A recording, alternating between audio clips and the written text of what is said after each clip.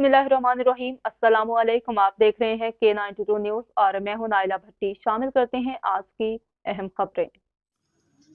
मुअज़्ज़िज़ अदालत गरीब की फरियाद सुनने की बजाय निजी अमले के हाथों गरीबों पर जुल्म की इंतहा के दर पहुंच गया। साउथ मजिस्ट्रेट का निजी अमला करप्शन की बहती गंगा में हाथ धोने लगा।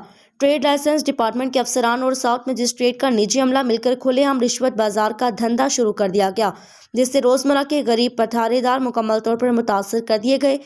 Karachi crime reporter trade license department के ग्रेड 14 के इंस्पेक्टर रिजवान फारूकी और इकबाल सरदार ने डिस्ट्रिक्ट साउथ के मजिस्ट्रेट के निजी अमले के साथ मिलकर रिश्वत बाजारी का खुला नाच जारी कर दिया।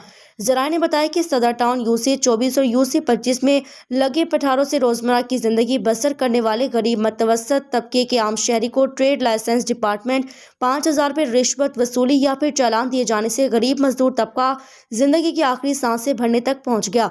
गरीब पठारेदारों की जानिब से जुल्म की इंतहा करने पर खुदकुशी करने का ऐलान इदारे और मसलत हुक्मरान के मुंह पर तमाचा मार रखा है।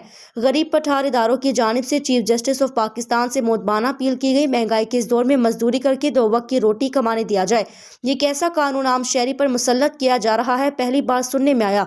पठारों पर ट्रेड लाइसेंस डिपार्टमेंट के करप्ट और रिश्वतखोर इंस्पेक्टर रिजवान फारूकी, इकबाल सरदार नामी सरकारी अफसरान साउथ मजिस्ट्रेट के निजी करप्ट अमले साथ आकर खुलेआम रिश्वत का नंगा नाच दिखा रहे हैं। रिश्वत न देने पर 5 से 6 हजार का चालान देकर अदालत तलबी करवा रही हैं। खुदारा रहम किया जाए और ट्रेड लाइसेंस डिपार्टमेंट के इंस्पेक्टर के खिलाफ महकमाना कार्रवाई अमल में लाई जाए।